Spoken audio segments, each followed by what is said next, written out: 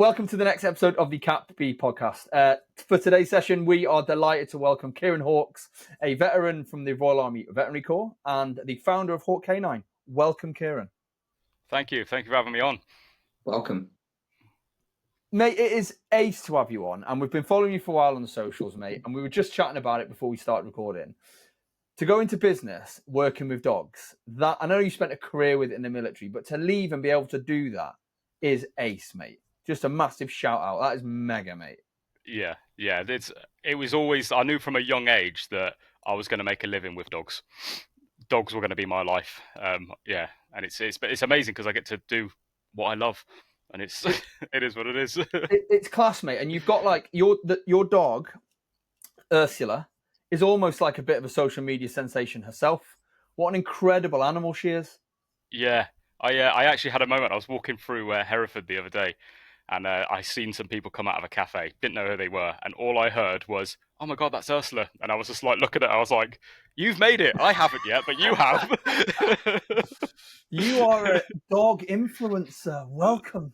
She is. Love it, mate. So, mate, the podcast celebrating all military veterans and those still serving who have started their own business. But before we get into that, let's think about your military career. You served for 14 years. If that was a highlight reel, what does that look like, Kieran? Highlight reel. Oh, probably the best thing that I got to do in my career was I got sent to New Zealand to work with the New Zealand Special Forces for 4 months. And that, I was just in the right place at the right time. I was just walking through, and my troop sergeant was like, "Kieran, Sergeant Major wants to see you." And obviously, young corporal, I was just like, the only times I get called to the Sergeant Major's office is because I've messed up. So I was like, walk into his office, like, what have I done now? Marched into his office. He's like, "Oh, do you want to go to New Zealand for 4 months?" I was like, yes. I was like, "Is this set in stone?" And they were like, "Well, there's a few other, like, the squadrons all had to put names in." So everyone put names in. And then, they got a message like a week later. They were like, you're going to New Zealand. I was like, sweet. And got out there. And that was, I got out there on the Friday. And again, it was like just seeing how good they were all out there. I got there. They took us out for some food and stuff on the Friday. Then on the Saturday, the dog handler that was working the weekend come to my room, booted the door in and went, "Pack a bag, mate, you come into my house." I was like, "Oh, okay." So I went to his house, and then he was like, "We're going for a barbecue tonight." So I went round to another lad's house. There's, loads of lads there. So straight away, first weekend there, integrated with the team straight away. I was like, "This is incredible." And then, every work Monday to Friday. As soon as we finished work on the Friday, they were like, "The work car's out there, mate. There's a fuel card on there. As long as you're back on Monday, do what you want." I was like, Was it fascinating working with like a different working dog, that organisation? So that was my question. I was like, do you take your own working dog with you, or is it just a case of, did you pick up a working dog while you were there? well, it was because it was more like going out in the trainer role, because they're special forces. They don't have dog trainers. They just had handlers. So they were sending guys on the handling course, going back, and then just handle. So that's because originally I was supposed to work with their engineers and their search and protection handlers within their engineer group. But then luckily the special forces guys managed to trump them and went, "Actually, no, we need a dog trainer for a few months. So he's coming to us." And they were just like, "All right, okay." That was a good one. And then, just got into the dog style and just sort of like integrated with all the handlers there. And then just went out and set up training for them every day and took a couple of dogs on that had a few issues, just to try and help them out a bit. Yes. So I've got a question, which is always I've always wondered about dog handlers in the army. So you obviously get issued a dog, right? As it were. Does that stay with you for your whole career? Does that dog stay with you for your whole career? And then, like, what happens? Like, you deployed for 4 months. What happens to you to the dog? So the way it goes, so when you go through sort of phase 2, you get given a course dog. So usually the dogs that are coming to the end of their career, they've probably got a couple of years left. They're like, "Right, let's get this dog now. Last couple of years, go and teach all the crow bags." They go and do that. And then you once you pass that and you go to your unit, and then you get given a dog, which is already trained. And then it all depends really, because like, especially when Afghan was going on, they were kind of funneling a lot of people into the search roles. So, you see some people who are only protection handlers for a couple of months and then they go on a search course. So you have that dog for a couple of months, hand it over to the next new guy, you go on a course. So yeah, so when I went through, I was a protection handler for a little bit and then got put on a high assurance search course and then went out to Afghan as a high assurance search handler. And then, so the longest time I had a dog was probably that dog, Freddie. He was already on tour. So when I got him on tour, I had him for the 6 and a bit months while I was out there. I brought him back to the UK. And then it was a bit of a sad moment because and then I got posted and he stayed in the unit. So it was just like hugging him in his kennel, like, oh, sorry, buddy, I'll see you soon. But then, yeah, I managed to rehome him. So, and then he came to live with me. But yeah, it's always a sad one. You see some people who have dogs for quite a while, a couple of years, and then you see some people who they'll have a dog for a few months, they'll have another dog for a few months, another dog for a few months, and you see some like handlers and some dogs, you can just see that they're just not gelling together. So in situations like that as well, you're just like, you two just aren't working together. So what we're going to do is we're going to take you away, put you on this dog, and give this dog to that person, and then it's trying to make that. I'd struggle massively with that, if I'm honest, because of the emotional bond and connection that we're all obviously dog owners, that you have with your dog, and especially out in Afghan. Can I ask what what tour was it? It was Herrick 18 that I did. Herrick 18. So especially at that time as well, it's like the closeness that you get, because I suppose it's different. I mean, I don't know, is it? I mean, you could be able to tell. I mean, you'll probably spend more time with a dog on tour than you would in the UK, because you would obviously go home and the dog would stay on camp. But on tour, the dog is literally with you, right? Yeah, he's with you 24/7. I don't know how I would do that, if I'm honest, because that would fucking break me. Yeah, it is quite sad when you get such a good bond, and people always ask me about that. They're like, your dog's on tour, and you think like when you've been on tour with your mates and that bond that you get with your mates on tour, but then you get that bond with a dog, it's even higher, and it's like that's why like it absolutely broke me when Freddie passed away. Like it was absolutely heartbreaking for me because of that bond.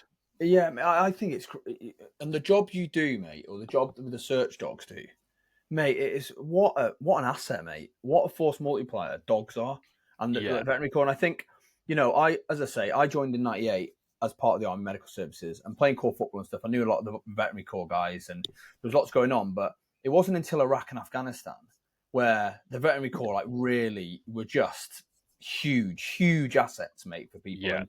And everyone would really benefit from having a dog with them. This is one of the things I was going to ask you when you talk about dog training. So, again, if these are stupid questions, mate, that's because we're not very good at this. A dog trainer, can a dog trainer train a search dog, a attack dog, or do you know what I mean? Or is it you are focused on training this dog to do this? It takes a whole other skill set to train a dog to do this stuff. Blows my mind. Yeah, so it is different, and again, it's like the different dogs as well. So I always used to say, you got your pointy-eared and your floppy-eared. I prefer pointy-eared dogs because I spent my whole career. But I only trained a couple of arms explosive search dog, a few floppy-eared dogs, and that was my only time on floppy-eared dogs. So yeah, you do get some people who are really really good with spaniels, and then you get some that are really really good with Malleys. Like me and Deck, for example, like he loves labs and spaniels. I love Malleys, Shepherds, but we've pretty much mirrored the same career all the way through. But yeah, so like the training course that they have now, what you do is you've got to train protection dogs, the attack dogs, and then you've got to train the search dogs as well. So then you can prove that you've trained all of them, and then you get that tick in the box to say, yeah, you're now a trainer. I know when they first reintroduced the dog training course, there was a bit. I think they had like you could train protection dogs, train search dogs, and then they were ticking you in the box for right. You've only trained protection dogs, so you're a protection trainer. Yeah. And then search people, you've done that, and then I think they realised. I think they only ran like 1 or 2 courses like that, and then they were like, this isn't working. We just need to get the tick in the box for everything, which does make a lot more sense to have that tick in the box. Just right, I'm a trainer now. I've trained everything, so it's. Mate, I'm glad you. I couldn't get the word. I couldn't think of the word protection. And as soon as I said attack dog, I thought that's got to be wrong, isn't it? Like they're not attacking protection dog. That's it. Protection dog. I think talking to you as ex-veterinary corps, I think it would be remiss not to mention like some of the the people who did it stuff on ops and lost their life, like Liam Tasker. He was really highlighted. I remember following the story. I wasn't on that Herrick, but he was killed obviously in action. And then his dog died like really soon after. That's just, I guess that's the story. But it was just like, what a crazy story. And when we mentioned earlier on about like the bond between you and your dog, works both ways, doesn't it? Do you know what I mean? Liam would have been the center of that dog's existence for that period of time. Yeah, so it's just mate. I always say because we had Liam Tasker and then Ken Rowe. So Liam Tasker in 2011 and then Ken Rowe in 2008.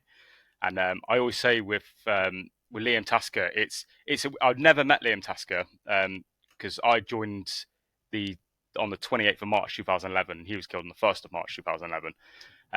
But I always think about the army. It's even though people that you've never met have an effect on you, and you sort of have a connection with people. Because when I was obviously getting to the point where I was like, oh, I'm joining the army this month, turn the news on, dog handler's been killed in Afghanistan. Like, oh no. I know because I'm at that point, everyone joining the army at that point, they knew they were passing out of training, they were going to Afghanistan. 100%. So it was like, oh God, it's now real because I'm joining the army this month to do that job. And then I got posted to the unit that had just got back from Afghan that he was from. So obviously I got there, and then everyone's obviously mourning for Liam, and I'm there with all his mates. So it's quite weird that it's like I always say this with the army, it's like there's so many things happen that you feel that you can have a connection with people, so with people that you've never met, which I always find, were crazy. And it was like my time in Afghanistan. There were, 3 or 4 lads that were killed. And whenever I like to go to the Arboretum, and whenever I go there, I always go and see the names of the lads, because that was my first time getting deployed out on the ground in Afghanistan, was to respond to that job. And again, lads that I've never ever met before, and they were killed that day. But that was such an impact on my life, because that was the first time that I left the gates out onto the ground in Afghanistan. I always find that absolutely crazy with the military, how you feel like you can have such a strong bond with people that you've never met and have passed away. And I think it's a real powerful thing you've just said there. And it's like, if you think back, like if I was to think back, it's exactly the same, mate. There's people I spent a really short amount of time with, and you build a relationship, and then you like even 2-3 tours later, they'll lose their life, and you're like, it's difficult. Yeah, it's a unique bond and a unique connection that I think veterans certainly have, and people who are serving have. But which is that's a really, really fascinating way to think about it like that. And it was like my 2 eldest sons are in the army now. Is like there's not a lot going on in the army. There's not a lot going on. They're both in. They're having a lovely time, but there's nothing going on. So I'm very proud of them. But it's like, if they were joined like you did, joined up, and you see it on the telly, and you're going out the door, would you feel the same? Anyway, we talk military aside, mate. You are a successful founder of a veteran-owned business. What is Hawk Canine, mate? Hawk Canine. So we do dog training equipment. So we've got collars, leads, and then we do the apparel side as well. So we've got hoodies at the moment, some t-shirts. Really cool t-shirt design. I've got Scooby-Doo and Shaggy, but as operators, them t-shirts are selling very well because the design is so cool, if I don't say so myself. But it's sort of I wanted to because I looked at a lot of the veteran companies that things like training companies, stuff like that, and I was like, no one's doing this like for dogs. There's no like dog version out there. There's a few. I've seen people in the past that some people have tried it, but they've not really like stuck to it. Where I was sort of that mindset where I was like, if I just keep banging that drum, eventually something will happen. And it's like, what at the moment it's trying to find that, because within the dog world, a lot of people have their trusted companies. They've got their trusted collar companies, their trusted lead companies, and it's sort of like, so who are you guys, and why should I buy off you instead of buying off those guys? So at the moment, I'm trying to get my like sort of the little things that I do differently. So this hat, for example, is dedicated to Freddie, because this came from because I wanted Freddie to be part of my business somewhere because he was such a big part of my life. So I made this hat. I didn't know how well it was going to do when I was designing it. I got them in stock, and because of the way I've sort of led up to the launch of them, I sold out in 3 days, and I was like, "Wow, this is a thing now." So these will be going back in stock in December, beginning of December. And I've got the next hat that's dedicated to another military working dog already. Well, I've got the sample in, and we're happy with that design. Yeah, I got the old handler to design the hat for me, and I've got some content ready for when we launch those.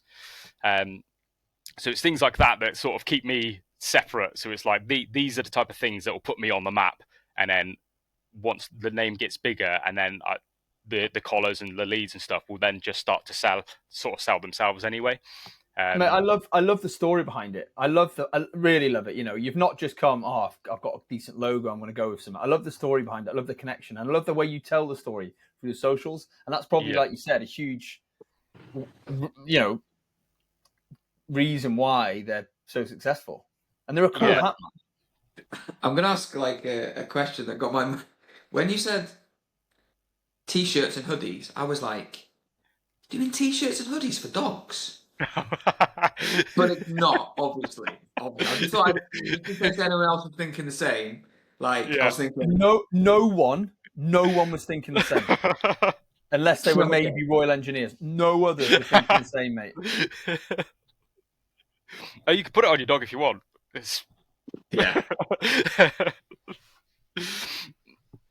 Mate, I love it. Mate. Go on, Paul. I was about to say, so where did the idea come from for the business? So I kind of ummed and ahed with when I came to when I got told I was getting medical discharged, I was just like, what's next now? You know, like we all do. We've probably all been there when we got to the end of our careers. We were like, oh no, what do I do next? Yeah. And it was an idea that I kind of, spoke to a few of my mates about. I was just like, because I thought of the name Hawk Canine, and I said it to a few of my mates a few times, and then we all said it to each other, and we're like, it sounds really cool. It's like as if we're actually talking about a business already. And I was like, yeah. And then as I was it was always just an idea that I had in the back of my head, and I spoke to a few mates about it. And then as I came to, when it was like, right, you're getting medically discharged, that's when I went to my mates again, and I was just like, this is all I've done since I've left, since I was a kid, is the army. I was like, what do I do now? And it was actually my mates then were just like, Hawk Canine. They're like, basically, they were like, we've worked with you before, Kieran. If you go and work as a civilian, you'll get fired straight away from the way you are. So they were like, you have to go and work for yourself. And I was like, okay. So yeah, it was a lot of my mates were just like, this is what you need to do. You need to go and just start your own business, because they were like, if it fails, at least you can say that you tried it. And then if it's a success, then even better, it takes off. So what's the plan, mate? What's the plan to like go? I'm going to go into business as a dog trainer who has their own brand of leads, collars, and then the clothing is fallen out of that, or was it I want to have leads, collars, and I might do some dog training? Yeah, so it's the dog training side is I usually only do my training through the charity. So we had I had a dog around here yesterday, actually, Rico. So that's where I do my sort of training stuff. Because for me, I was a bit like, I want to go down, because again, when I was leaving the army, I was very naive to the civilian dog world. I was like, there's if you're not training police or military dogs, you're training pet dogs. And I was like, training pet dogs doesn't interest me. So I was just like, right, because I was very naive to it. That's why I started the business to do like the equipment. But I start getting loads of messages still on my social media, like, oh, do you do training as well? Do you offer training? So it is sometimes I will, if I've got like, some spare time, I'm like, yeah, I'll go do some training, because I do miss like having the hands on dogs. That's obviously why I went and got another dog as well. Because I want to be able to, train my own little dog up and have a dog then as well. but then I've had some messages of people who run like military experience days and stuff like that. And people are like, oh, can we any chance you've got a dog option for this course? So that's another reason why I wanted to sort of get this dog up ready. So To when put people, people in a bite suit and send the dog after them. That'd be a military yeah, experience, wouldn't it? yeah. And then it's like when people do like, because people will go and do escape and evade and like courses and Yeah. stuff like that, and it's then I've got a dog that can track, and then I can come out and go hunt down some civvies with my tracking dog, and yeah. And I was when we was at the Black Bear and Ranch as well, when we did the day down there, I was chatting to James and the guys down there, and I was like, I think what we should do is do demos and stuff. And obviously now James is like, yeah, that's a great idea. So we just now we yeah, he's now said we were going to do demos and stuff next year for it. So I was just like, right, yeah, that's another reason why I was like, yeah, I want to, now that I'm the dog veteran business guy, I'm like, I need to have that dog that I can bring in and be like, yeah, demos, I can do demos for you. And then like, courses, can you bring a dog in? Yeah, we can do that.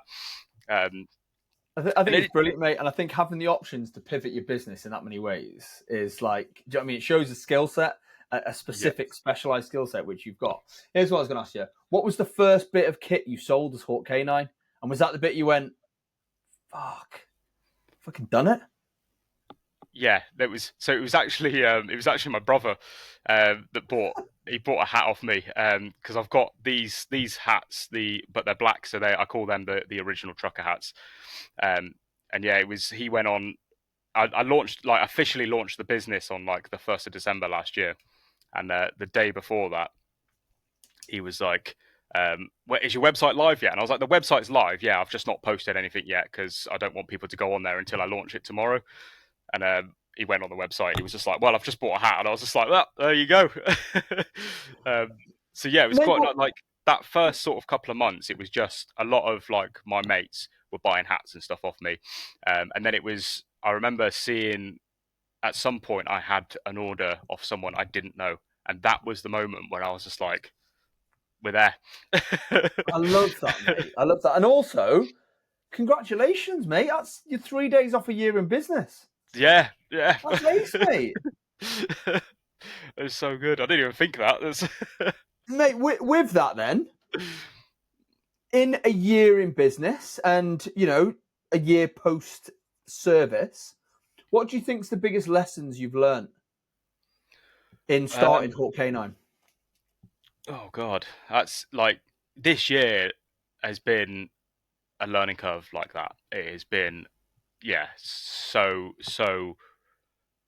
there's been so many things happen. I think, like, social media, for example, I could probably post a picture with, oh, look at me at the beach or something like that. That's pretty much my social media thing. And like my best mate Tom, he's an ex. He used to be my clerk, so he knew what I was like with computers, and he used to call me a tech mong all the time when we were in. And he was just like, I don't know how you're going to do this, Kieran, because you're a tech mong. But now even he's just like sees some of my reels and he's just like, how are you doing this? How are you putting these together? He's like, I've known you for years. How are you doing this? And it's sort of understanding the whole side of the business. When you're running a business by yourself, it's not just I get to sell stuff online. I've got to make sure I'm doing content all the time, because without the content, then people you don't get noticed on social media. And when your main business is online, unfortunately, you have to be on social media. Building a relationship with the manufacturers and stuff like that. So I went through quite a lot of different manufacturers to begin with. Just getting samples in. Like, can you send me the collars that you make? Getting them all personalized, so it's like I've got the Hawk Canine logo like embroidered into the buckles and stuff. So getting them to make those, send them across, and then being like, shite, next company. But yeah, now obviously that was a massive panic at the start. Was I've never done this before, so I don't know what I'm doing. Whereas now I've got a good relationship with the people who make my hats. I've got a good relationship with the people who make my clothing. Good relationship with the people who make my dog stuff. So now it's a case of I can just send them a message and be like, oh, can I get this? And they're like, yeah, cool, we'll square it away. We'll get it sent over to you. Which makes life a hell of a lot easier. Because obviously at the start, when you're just like, I have no idea what I'm doing. It's mad, mate. And Paul spoke about this so many times on the podcast, like the power of social media. Because like, we're not used to using it.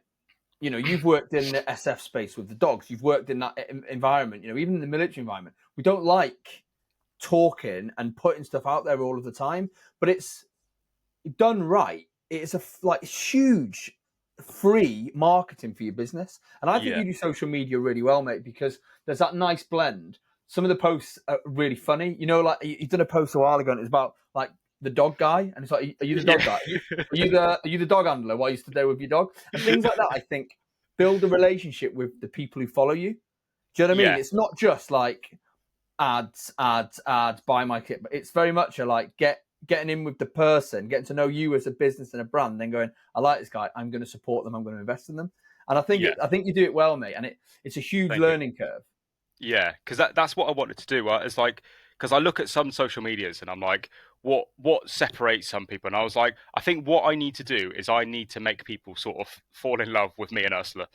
Well, and now Flick, that we've got Flick. So now, like, it's sort of building that, like you say, like I wanted to build a personal brand. So to say, I wanted people to go, oh, this Kieran and Ursula, you know, they're cool. Oh, and they sell stuff, and that's pretty much how I've built up, because I've only just started pushing ads out when I started my Black Friday stuff last week. Up until now, I've done no ads. It's all my sales have just been organic through social media, you know, making those funny videos, and then at the end of it being like, oh yeah, check out the link in the bio. And then people go, oh, this guy's funny, let's go check his website out. And then they'll see some stuff and then be like, oh, cool, actually I'll buy a collar off him. So yeah, it's sort of like building that personal brand rather than me just going, oh guys, I sell dog equipment, and just if you want to buy dog equipment, check out the link. You know, it's trying to build that, like you say, that relationship. I think you do it well, mate. I think you do it well.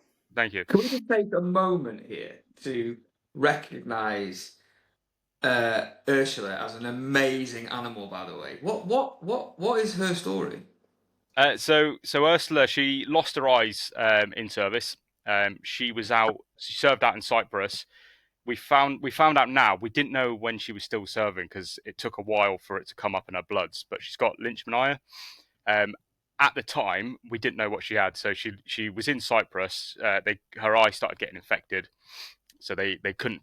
Basically, it was just getting worse and worse and worse, even with all the meds that she was on. So the vet had to make that decision to remove the eye. And then they flew her back to the UK, and then the other eye got infected as well. And again, same thing happened, and they were like, I don't know what we're doing. We took took her other eye out, so that was it then. She had no eyes. And then someone tried to foster her, but something happened and they couldn't keep her. So then I was just walking around one day and I was just like, who's that? Oh, this is Ursula. And I was playing around with her and I was like, what's going on with Ursula? And I was like, has she got a home? And at the time they were like, well, someone tried to rehome her, and then they sort of said that they had someone else lined up and they had someone in mind. And I was just like, okay, well, I don't want to, you know, take the dog away from someone who you already got in mind. I was like, but if it doesn't work out, I'll take her. So then I went and spoke to the Sergeant Major, because I was a senior trainer at the time. So I went and spoke to the Sergeant Major of the squadron. I was like, look, I'd be really interested in taking Ursula. And he straight away was like, okay, you're going top of the list, mate. I was like, all right, cool. And then he gave me a phone call a few weeks later, and it was just like, right, you're having Ursula. And I was like, amazing. She's the most beautiful dog. And as I say, you know, to have the commitment to be, you know, you don't just have to be a dog person to take on the commitment of a dog with additional needs if you want. And the fact that Ursula doesn't have any eyes, was totally blind, and the relationship you've got is immense. And I'll tell you something, mate. Recently at Remembrance, so the Remembrance just gone, Paul and I were fortunate enough to march with the Afghan veterans in London past the cenotaph. Huge moment, mate. Nice. I came back, and on social media, you'd posted, and other people had posted, by the way, videos of you marching with Ursula at Remembrance in Hereford. And I was like, that is immense, mate. For a working dog to be with you and to lay a wreath, mate, I just thought the whole thing was brilliant. It was absolutely brilliant, mate. Yeah, that's it. That day is definitely been one of my highlight days in the past year. That it was such a good day. And again, that came from, so my mum and my sister own a little cafe called Kiki's in Hereford, and they're just down the road from the town hall. So the mayor's officer goes in there all the time. And then last remembrance, we was just watching the parade, and the mayor's officer, was just like, "Oh, do you want to come into the town hall?" And I was like, "Yeah, can I bring my dog?" And they were like, "Yeah, dogs aren't allowed in here, but she's a veteran." I was like, "Yeah, cool."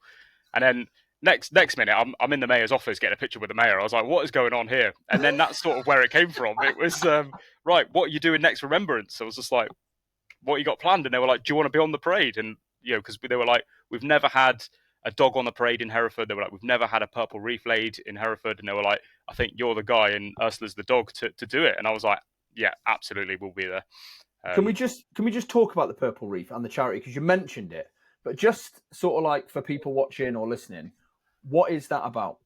So the purple reef, or the purple poppy, is to remember all the animals that have been lost in service. So it's not just the dogs; it's for the horses, pigeons, bloody everything, all the animals that the army have used through the years. It's just to remember those as well. Um, and it's one of those as well. You don't really want to see that we're not taken away from the people. But I just find that it's, as the guy that runs a veteran business for dogs and a charity that we are dedicated to helping retired dogs. It's sort of our place to be the ones that we remember the animals, because if we don't do it, then no one will do it. I think it's brilliant, mate. And it, mate, honestly, it's a testament to you and to the character. And as I Yeah. say, Ursula needs as much attention as Oh yeah. possible, because she is a Yeah. beautiful, brilliant, brilliant dog, mate. I love it. Yeah. And she's done so much for me, because like when I got her, I Freddie had died sort of in the April, and then I didn't get her until the January. But in those times, I started a new job. A few things went a bit bad, and I got diagnosed with severe depression at that time as well, and yeah, I just was just in a bad way. And then instantly, as soon as I saw Ursula, I was just like, "Yeah, you're the one who's going to help me." And she really has. She has been so good for my head, and she has no idea of what she's done for me, and what she has how much she's helped me. Um, and all she wants in return is a nice warm bed and some food and some water, and yeah, she's happy to crack on. Mate, it's a And sliding yeah, doors moment, the fact that you saw her and the fact that you're in a position to take her, all those things. You know what I mean? It's like a sliding doors moment. If you hadn't have been there at that time and not seen her, or, who knows? Who knows, yeah, mate? yeah, What's you've been going a year. Business is good. yeah. You're an integral part of the veteran business community. What is next for Hawk Canine?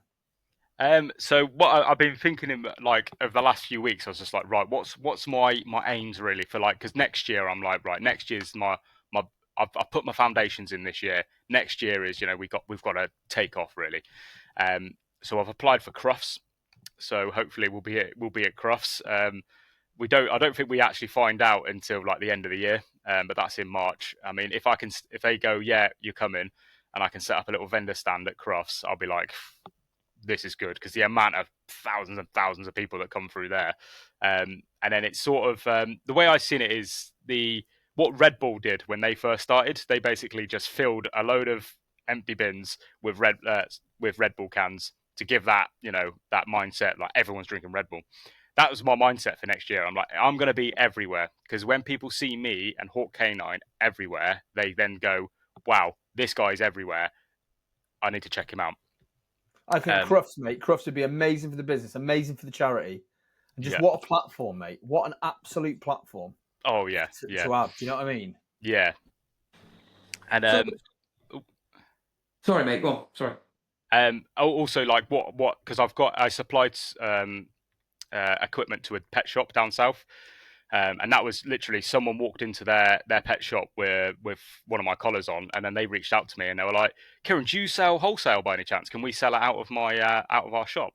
And I was like, "Well, I haven't done that yet, but I'm not going to turn away business. So let me sort out." So now I've got a whole like wholesale pack that I send to pet shops and stuff, and so that's going to be a main effort for next year as well, is try and get some more pet shops to supply to, because then I'll see as well if I've got those, constantly coming to me going, "Oh, we need to restock, restock, restock."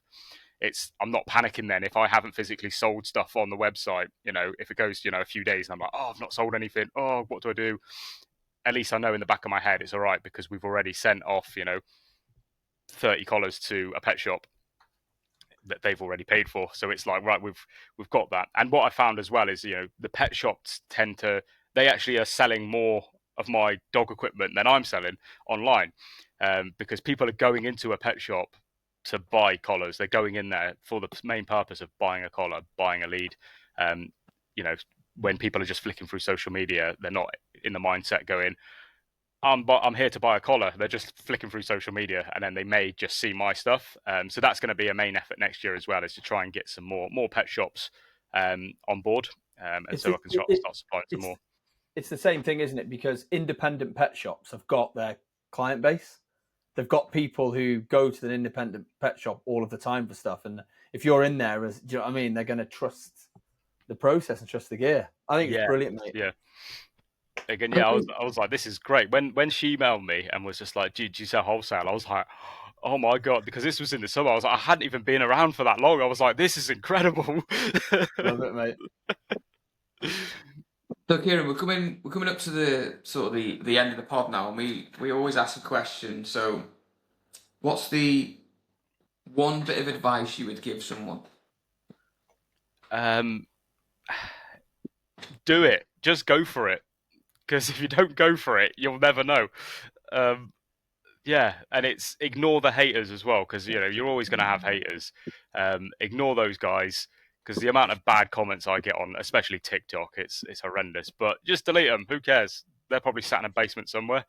Because I always find that's the one thing where it's like, oh, I want to do this. Why don't you do it? I don't know what people will think. Fuck them. Who cares? Mate, I love that, mate. And like the story of the podcast, mate, procrastination is it cripples innovation, mate. And just that idea of just going for it. We speak to so many veteran-owned businesses who have an idea and they think they just go for it and they go all in. Because like you said, mate, who knows otherwise?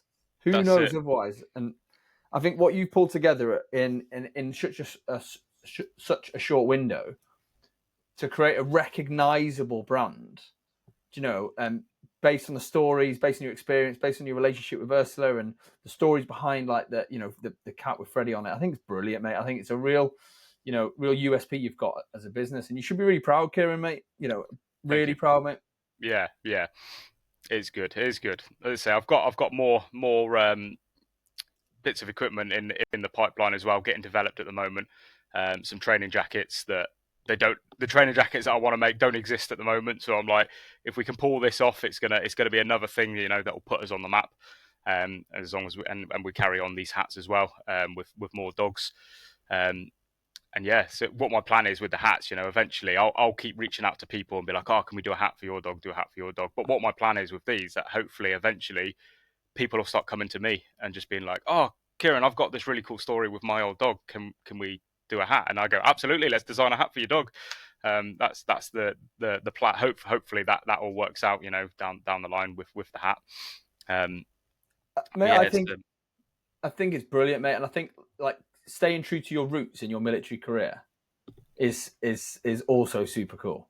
Do you know what I mean? Yeah. Like giving the dog handlers and the working animals, that place in your business is brilliant, mate. And I think it's inspirational, mate. It really is. Yeah. And I'd say, like, especially this, the hat. Freddie was always going to be part of the business, because he was there with me for so long. Some of the shit that I went through in my life, and every time I went back home, he was just there, like, "Hey, Dad, how's it going?" And they're like, "Oh yeah, I feel so much better now."